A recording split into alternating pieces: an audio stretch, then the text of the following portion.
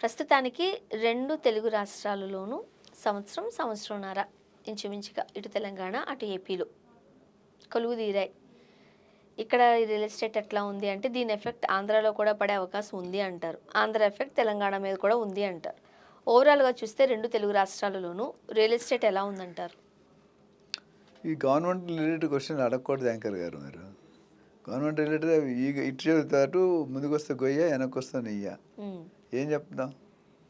సరే మీరు అడిగారు, మీ దగ్గర రావాలంటే నెక్స్ట్ టైం నేను ఆలోచిస్తాను. క్వశ్చన్లు ఏం అడుగుతామో తెలియదు, వచ్చిన దాకా చెప్పరు. హ్మ్. అది చెప్పినట్టు ఇన్స్టెంట్ మాది ఏందా వికీపీడియానా లేకపోతే ఏంటి? మీరు నంది రామేశ్వరరావు గారు. అంతేగాని నేను వికీపీడియా కాదు. దానికన్నా గ్రేట్ అని దాని అర్థం. సో గవర్నమెంట్లో మారిన తర్వాత డెఫినెట్గా కొన్ని అవకతవకలు ఉంటాయి, కొన్ని మంచి పనులు ఉంటాయి, కొన్ని చెడు పనులు ఉంటాయి, కొన్ని స్లో అవుతాయి, కొన్ని ఫాస్ట్గా అవుతాయి. అది ఏ గవర్నమెంట్ కైనా అంటే నేషనల్ అయినా, లోకల్ అయినా, ఇంటర్నేషనల్ అయినా ప్రాబ్లమ్స్ అనేవి ఉంటాయి. ముందుగా తెలంగాణ గురించి మాట్లాడాలంటే ఇక్కడ నేను అంతకుముందు కూడా చెప్పాను, రాజమౌళి గారు ఏదైనా సినిమా తీస్తే ఎన్ని సంవత్సరాలు తీస్తాడండి? మినిమమ్ 5 ఏళ్ళు. 4 నుండి 5 ఏళ్ళు. కానీ ఆ సినిమా బ్లాక్ బస్టర్ అవుతుంది. అవును. ఆయన తీసిన మెజారిటీ సినిమాలో నాకు తెలిసి ఫెయిల్యూర్ సినిమా ఎక్కడ వినలేదు. ఉన్నాయి గానీ చిన్నగా మరీ అంత ఇప్పుడు బ్యాడ్ లాస్ట్ 10 ఇయర్స్లో బాహుబలి, RRR ఇవన్నీ చూసుకుంటే మంచి ఏగా అని ఏదో సినిమా వచ్చింది కదా. ఈగ. ఏగా అది కూడా డబ్బులు లేకుండా హిట్ చేశాడు. అంటే ఆయనకే నేను ప్రమోట్ చేయట్లేదు. నాకు డైరెక్ట్ నచ్చుతాడు, మిగతా చాలామంది ఉన్నారు. అయితే నెక్స్ట్ సినిమా అదే హీరో నెక్స్ట్ డైరెక్టర్తో తీస్తాడు. సినిమా ఏమవుతుంది? వెంటనే ఫ్లాప్ అవుతుంది. ఎందుకు? ఆ ఎక్స్పెక్టేషన్స్ ఆ హీరోకే ట్యాగ్ వదిలేస్తారు పాపం ఆయన. వీళ్ళు దాన్ని బ్యాలెన్స్ చేయడానికి ఫెయిల్ అవుతున్నారు. ఏంటంటే అందరు హీరోలకి అలానే జరుగుతుంది. రాజమౌళి గారితో ఏ హీరో యాక్ట్ చేసినా కనీసం నెక్స్ట్ 2-3 సినిమాలు ఫ్లాప్ అవుతాయి. ఆస్మాన్ జమీన్ ఫరక్ అంటారు. దాన్నా ఆస్మాన్ అంటే ఆయన ఆస్మాన్లోకి వెళ్ళిపోతాడు, వీళ్ళు జమీన్లోనే ఉంటారు. వెళ్దామని చెప్పి మధ్యలో కప్పలు గోడ ఎక్కుతుంటే అట్లా పడిపోతుంటారు. అది ఎందుకు చెప్పి మీరు అంటారు, మీరు భలే చెప్తారు. ఆ సినిమాలు తీసుకొచ్చి రాజకీయ అంటే చెప్తాను. ఇప్పుడు ఎందుకంటే రేవంత్ రెడ్డి గారు సీఎం అవగానే ఏమైందంటే, is a real estate man. 20 years 25 years what ever సర్వీస్లో ఆయన రియల్టర్గా ఉన్నాడు, ఒక ఏజెంట్ కన్సల్టెంట్ ఉండి కోకాపేటలో నిన్న కాక మనం మాట్లాడుతున్నాం. ఆయన 20 సంవత్సరాల ముందే కోకాపేటలో ల్యాండ్ కొని విల్లాలు కట్టిన ఘనత ఆయనకుంది. ఇప్పుడు ఆ ఎగ్జామ్ అదేవిధంగా పబ్లిక్లో ఏమన్నారు సీఎం అవగానే, రియల్ ఎస్టేట్ నేను ఎక్స్పర్ట్ని, నాకు నాలెడ్జ్ ఉంది, నాకు తెలుస్తుంది, మిగతా వాళ్ళు తెలియకపోవచ్చు, కాబట్టి నేను రియల్ ఎస్టేట్ నా దగ్గరే పెట్టుకుంటాను డిపార్ట్మెంట్ పెట్టుకున్నారు. అంటే ప్రజలు దేవర్ వెరీ హ్యాపీ. ఎందుకంటే గత గవర్నమెంట్ కేసీఆర్ గారు ఉన్నప్పుడు 10 రూపాయలు 100 రూపాయలు చేశాడు ఆయన. అందరు సీఎంలు చేశారు. గత 10 సంవత్సరాల్లో మాత్రం అనూహ్యంగా పెరిగింది. People are happy. అది ఓట్లన్నీ అక్కడ పడ్డాయి, సిటీలు అన్నీ టీఆర్ఎస్ పడ్డాయి, బయట అన్నీ కాంగ్రెస్ పడ్డాయి. సో నేనేం చెప్పాలనుకుంటుంటే ఆ ఎక్స్పెక్టేషన్ చేస్తున్నారు, రేవంత్ రెడ్డి గారు కూడా చేస్తున్నారు, చేయలేదంటలేదు. బట్ మనం అనుకునే ఎక్స్పెక్టేషన్లో చేయట్లేదు. ఆయనకి there are so many challenges. First challenge is vitamin M. 7 లక్షల కోట్లు అప్పు, అది ఎలా తెచ్చారు? ఫస్ట్ రెవెన్యూ రావాలి కదా. ఇంకోటి ఆయనే సొంతంగా డిక్లేర్ చేశారు, గవర్నమెంట్లో డబ్బులు లేవని, ఖజానాలో డబ్బులు లేవు. సో వాళ్ళు ఇప్పుడు ప్రయత్నాలు ఏం చేస్తారు? ఫారెన్ ఫండింగ్, ఫారెన్ టూర్స్ వెళ్తున్నారు, దావూస్ వెళ్ళారు, ఇంకా మొన్న జపాన్ ఇవన్నీ జరుగుతున్నాయి. ప్రయత్నాలు, efforts are on, but materialize అవ్వాలి కదా. సో దానివల్ల there is a small gap between the deliverables and expectations. So మనం ఏమనుకుంటే ఈయన దీనికంటే మించిపోయి చేస్తాడు అనే ఎక్స్పెక్టేషన్ కూర్చోబెట్టాడు మైండ్లో. అక్కడి కింద దిగట్లేదు మన వాళ్ళు. కానీ చూసుకుంటే జనవరి 2024లో 4554 రిజిస్ట్రేషన్ జరిగినాయి. 38,000 కోట్లు కలెక్ట్ చేశారు. అదే జనవరి 2025 ఈయన వచ్చి 1 ఇయర్ అయిపోయిన తర్వాత 4544, అంటే 10 ట్రాన్సాక్షన్ తగ్గినట్టు. కానీ రెవెన్యూ 45,000 కోట్లకి వెళ్ళింది. ఇది నేను చెప్పింది one of the matrix company చెప్పిన రిజల్ట్స్. సో నేనేమంటున్నానంటే ఆ ఎక్స్పెక్టేషన్ దించుకోలేకపోతున్నాం. అంటే ఆ విధంగా కొన్ని అప్పుడు అంతకుముందు పాతకంటే ఒక్క జోన్లో ఫోకస్ చేస్తుంది, వెస్ట్ జోన్ ఆఫ్ హైదరాబాద్. కానీ రేవంత్ రెడ్డి గారు ఏం చేస్తున్నారు, ఎంటైర్ స్టేట్కి ప్లాన్ చేస్తారు, మెగా ప్లాన్. ఒకప్పుడు 2008లో హెచ్ఎండిఏ ప్లాన్ ఫర్ హైదరాబాద్ చేశారు అప్పుడున్న గవర్నమెంట్. ఐ థింక్ కాంగ్రెస్ ఉందనుకుంటా. సో ఇప్పుడు 2025లో 2050 ప్లాన్ చేస్తున్నారు. అంటే mega state plan, state mega. Only Hyderabad mega plan, ఇప్పుడు స్టేట్. సో దాన్ని ఏం చేశారు, అప్ టు ఓఆర్ఆర్ అనే దాన్ని అర్బన్ ఏరియా అని డిక్లేర్ చేశారు. ORR to RRR suburban area అన్నారు. RRR to Telangana border is rural area. ఇప్పుడు లేటెస్ట్గా గవర్నమెంట్ డబ్బులు కావాలి కాబట్టి భూమి రేట్లు పెంచుతూ ఉన్నారు, రిజిస్ట్రేషన్ రేట్లు పెంచుతున్నారు, అట్లనే హెచ్ఎండిఏ పరిధి పెంచుతున్నారు. హెచ్ఎండిఏ పరిధి అంటే డిటీసీపీ ఏదైతే ఉందో ఇప్పుడు హెచ్ఎండిఏ అయిపోయే అవకాశాలు పుష్కలంగా కనిపిస్తున్నాయి. సో దానివల్ల సెల్లర్కి బెనిఫిటే, గవర్నమెంట్కి బెనిఫిటే, బట్ బయ్యర్కి కొద్ది హిట్ తగులుతుంది because you has to pay more. But otherwise also ఆయన ఏమన్నారంటే బ్లాక్ అండ్ వైట్ అనే రేషియో బాగా ఎక్కువ ఉంది, దాన్ని తగ్గిస్తే. ఫర్ ఎగ్జాంపుల్ ఇప్పుడు ఒక ఎకరం ల్యాండ్ 10 కోట్లు కొన్నాం అనుకోండి ఏదో ఏరియాలో, మనం ₹1,00,00,000 చూపిస్తున్నాం, 1,50,00,000 రిజిస్ట్రేషన్ వస్తుంది, మిగతా దాని మీద రావట్లేదు. 7.6% అండ్ 1 crore ఈజ్ 7.6 lakhs. అదే నేను 5 కోట్లు చూపించాను, గవర్నమెంట్ ఎంత వస్తుంది తెలుసు, 4 లక్షల పైన వస్తుంది. సారీ 40 లక్షల పైన వస్తుంది. 5 crores into 7.6%, 35 ఆల్మోస్ట్ 3.8 lakhs. అక్కడ ఎంత వచ్చింది, 7.6 lakhs. ఎంత వేరియేషన్, నక్కకి నాగలోకి అనుకున్నంత దూరం ఉంది. సో ఐడియా మంచిదే, ఆలోచన మంచిదే. ఈ మధ్యలో కొన్ని డిస్టర్బెన్స్ వచ్చాయి. 6 గ్యారెంటీల మీద ఫోకస్ చేయడం, హైడ్రా ఇంట్రడ్యూస్ చేయడం, ధరణి, భూమాత, భూభారతి అని పెట్టడం, అన్నీ కూడా కొన్ని మంచి పనులు ఉన్నాయి, కొన్ని చెడ్డ పనులు. అంటే చెడ్డ అంటే స్లో అవుతున్నాయి డెసిషన్, చెడ్డ పనులు అన్నా. సో ఎప్పుడైనా ఒక లీడర్ చేసినట్టు అన్నీ పాజిటివ్గా చేయలేరు. మీరైనా నేనా ఒక కొత్త సీఎం వచ్చినా, కొత్త సీఈఓ, నేను సీఈఓగా ఉన్నాను కాబట్టి కొత్త సీఈఓ కంపెనీ చేరినప్పుడు కొన్ని ఆ పరిస్థితిని అర్థం చేసుకుని 3 నుండి 6 నెలలు పడుతుంది.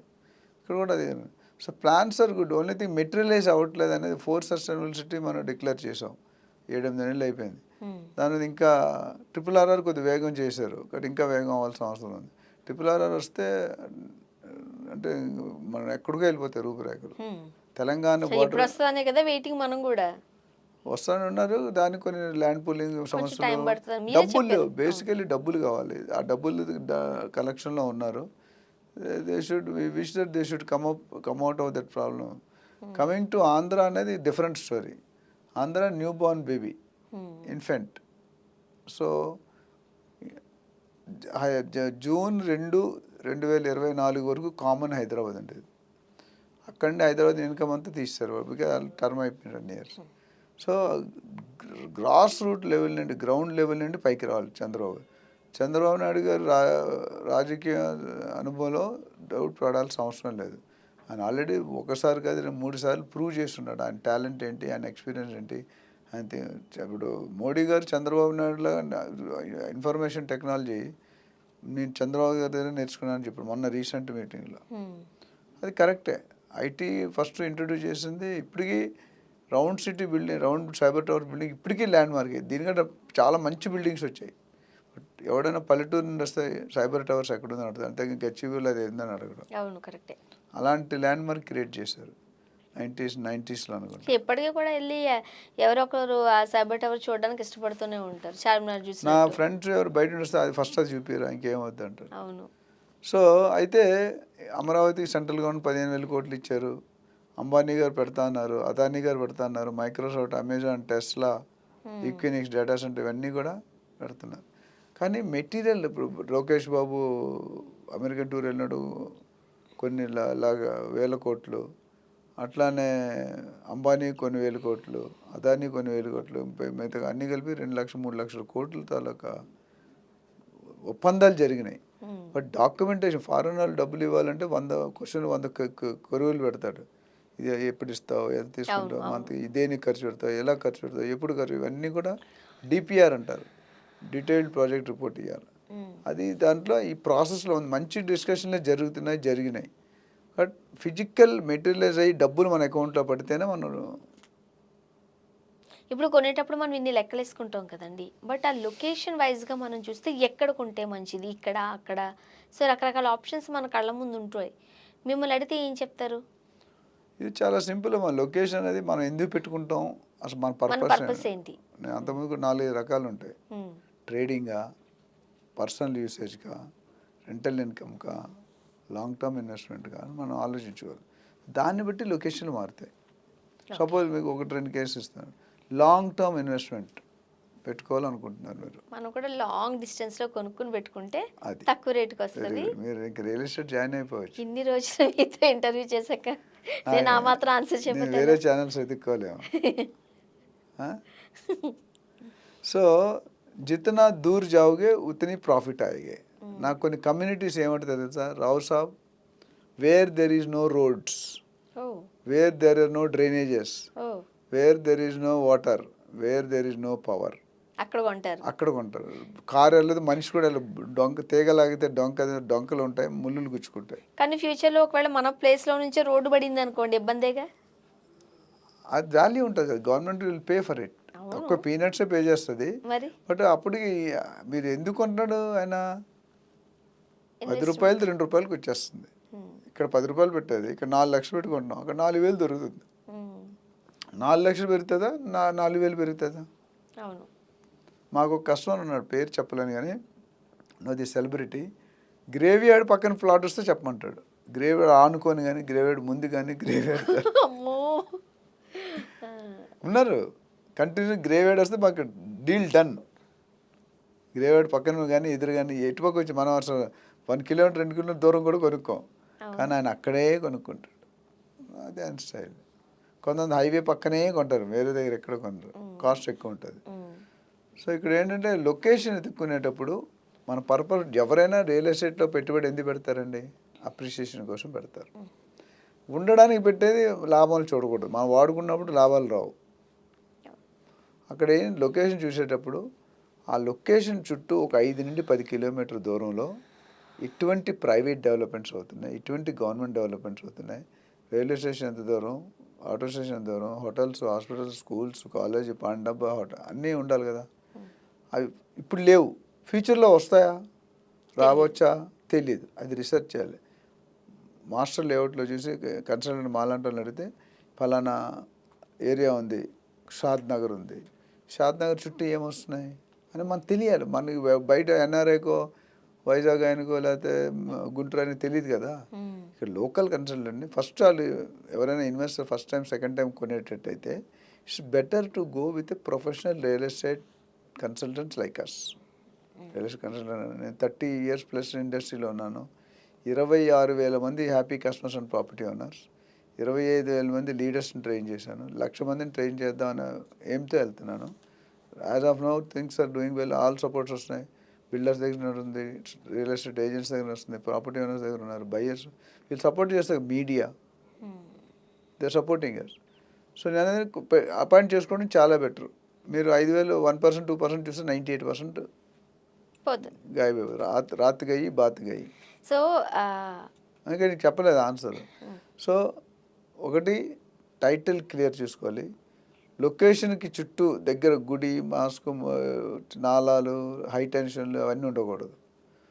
రెండోది road set back, legality set backs correct ఉండాలి.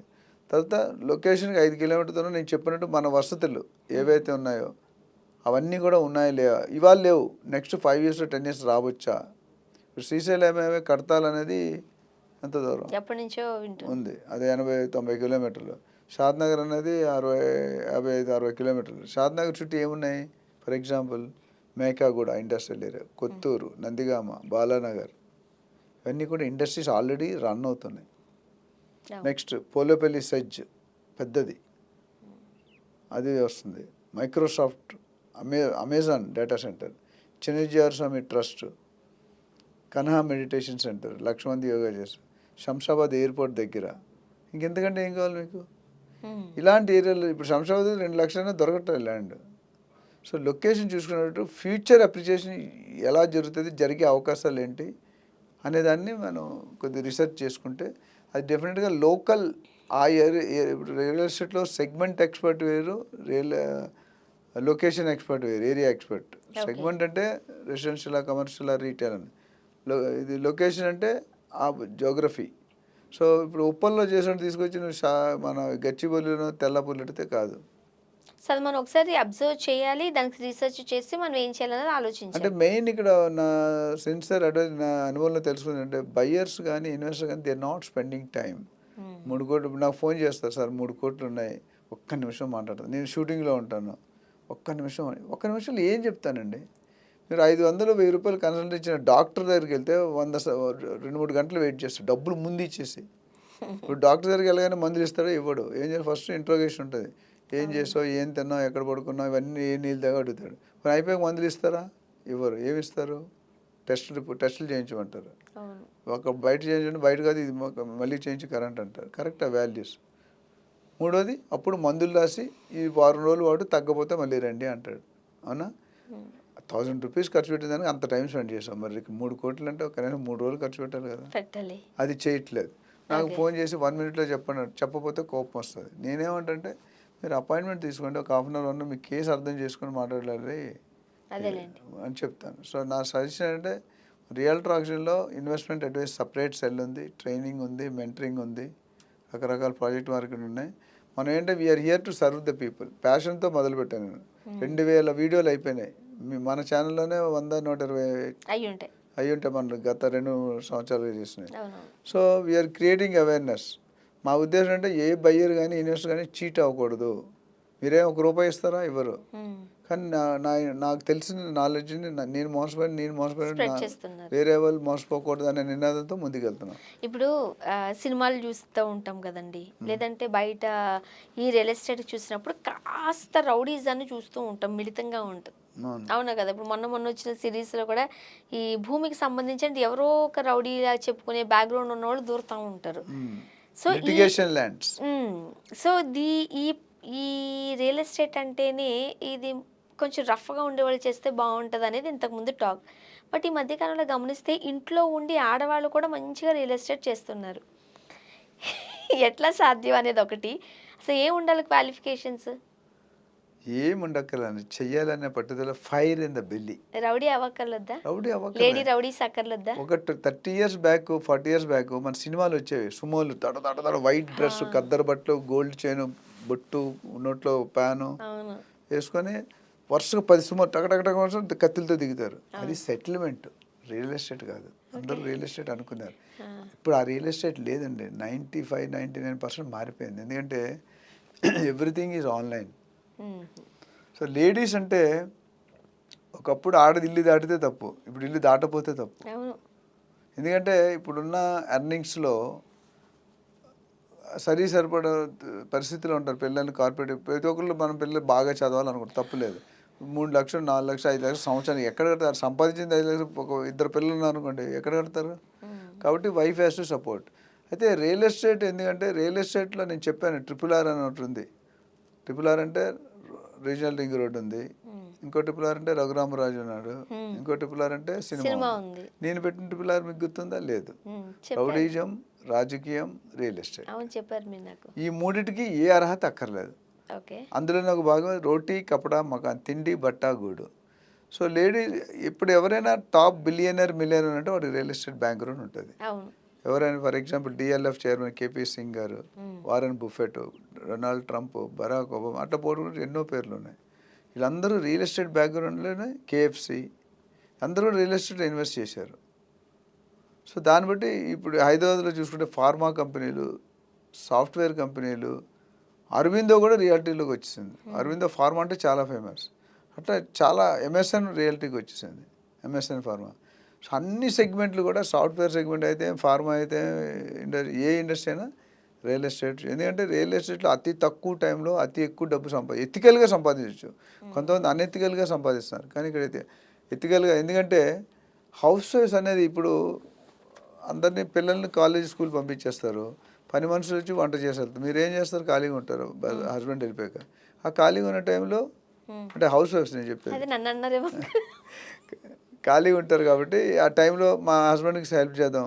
కానీ అక్కడ ఇంక వేరే రకం ఎర్నింగ్స్. ఒక్కోసారి నా దగ్గర ఇన్ని వేల మంది కొంతమంది లేడీస్ కూడా they are earning more than their husband. That's also problem. Ego, square అని ఉంటుంది. Ego, experience and ego will kill the business. అట్లా నాకంటే నువ్వేలా ఎక్కువ సంపాదన, గొడవలే, డైవర్స్ లేని కార్యక్రమం. బట్ మంచి వేలో చూసుకుంటే లేడీస్ ఎన్ని గంటలు పడితే ఎన్ని గంటలు కష్టపడితే అన్ని లక్షలు సంపాదించండి నెలకి. ఓకే. మీరు 4 గంటలు సంపాదిస్తే 4 లక్షలు, 3 గంటలు కష్టపడితే 3 లక్షలు. అలాంటి ప్రణాళిక ఇస్తాం. ఎస్పెషల్లీ ఎలిజిబిలిటీ లేదు కాబట్టి హౌస్ వైఫ్స్ కానీ, విఆర్ఎస్ కానీ, పెళ్లి కాని వాళ్ళు, పెళ్ళి అయిన వాళ్ళు, ముస్లింలు 20 to 70, 20 to 60 ఎవరైనా చేసుకోవచ్చు. ఏ ఏరియాలోనే చేసుకోవచ్చు. ఇంట్లో ఉండి చేసుకోవచ్చు, బయటకు వచ్చి చేసుకోవచ్చు, పార్ట్ టైం చేసుకోవచ్చు, ఫుల్ టైం చేసుకోవచ్చు. మీరు ఎంత సంపాదించాలనుకుంటున్నారు నెలకి, సంవత్సరానికి చెప్తే దాని ప్రకారం ట్రైనింగ్ మాడ్యూల్ షెడ్యూల్ చేసాం, అట్లనే ప్లానింగ్ చేసాం. మీరు డబ్బులు ఏం ఖర్చు పెట్టకుండా లక్షలు సంపాదించాలంటే నేనున్న నాలాంటి వాళ్ళు చాలామంది ఉన్నారు. ఎథికల్గా ట్రైన్ చేసి ఫస్ట్ 3 నుండి 6 నెలల దాకా కొద్దిగా టైం పడుతుంది. చాలామంది డే 1 అంటారు కానీ అది కాదు, జస్ట్ అట్రాక్టింగ్. అర్థం చేసుకోవాలి కదా సబ్జెక్ట్ ని. అంటే కొంతమంది మార్కెట్లో చెప్తున్నారు నా దగ్గర రండి, నేను 2 రోజుల్లో 2 లక్షలు అంటే అది ఏది వర్కౌట్ అవ్వదు. Let us be next practical. So ladies ఎందుకు రాణిస్తారంటే ఒక మాట చెప్పి క్లోజ్ చేస్తాను. లేడీస్కి ఉన్న పేషెన్స్ జెంట్స్కి ఉంటుంది. అంటే నేను కూడా జెంట్ కాబట్టి చెప్తున్నా. లేడీస్ ఒక్కసారి వర్క్ షీట్లో కూర్చున్నారంటే లంచ్కి తప్ప మళ్ళీ లేగరు, అవునా? జెంట్స్ అప్పట్లో 10 సార్లు వేస్తారు.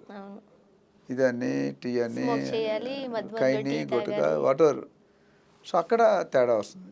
అండ్ పేషెన్స్ ఎక్కువ ఉంటుంది. నేను చెప్పిన స్టాండర్డ్ డైలాగ్ అంటే ఎవరైనా రియల్ ఎస్టేట్లో ఇన్వెస్టర్ కానీ, లేదా బయ్యర్ కానీ, ప్రాపర్టీ ఓనర్ ఎదగాలి అంటే భూమాత అంత పేషెన్స్ ఉండాలి, ఆకాశం అంత ఆశ ఉండాలి. ఆ రెండు లేకపోతే మీరు ఓకేటి, ఓపిక, కోరిక, తీరిక ఇవి ఉండాలి. అందరూ డబ్బులు సంపాదించారు, లేడీస్, జెంట్స్. ఇప్పుడు ప్రతి ఇంతకుముందు ఎల్ఐసి ఏజెంట్స్ ఉండేవారు ఎవ్రీ థర్డ్, ఫోర్త్. ఇప్పుడు every third house broker, lawyers are doing, doctors are doing. చేయని వాళ్ళు ఎవరు చెప్పండి? సాఫ్ట్వేర్ చేస్తున్నారు, పార్ట్ టైం చేస్తున్నారు, ఫుల్ టైం చేస్తున్నారు. మన దగ్గర ట్రైనింగ్ అయిన వాళ్ళు మినిమం 2 to 5 lakhs ఆడవాళ్ళు అంటే పార్ట్ టైము, ఫుల్ టైం అయితే 8 to 10 lakhs అరేంజ్ చేస్తున్నారు. కానీ ఒక 1 year దాని మీద ఫోకస్ పెట్టాలి. రోజుకి 8 to 10 hours చేస్తే నువ్వు అనుకున్నది రీచ్ అవుతావు. థ్యాంక్ యూ సో మచ్ అండి.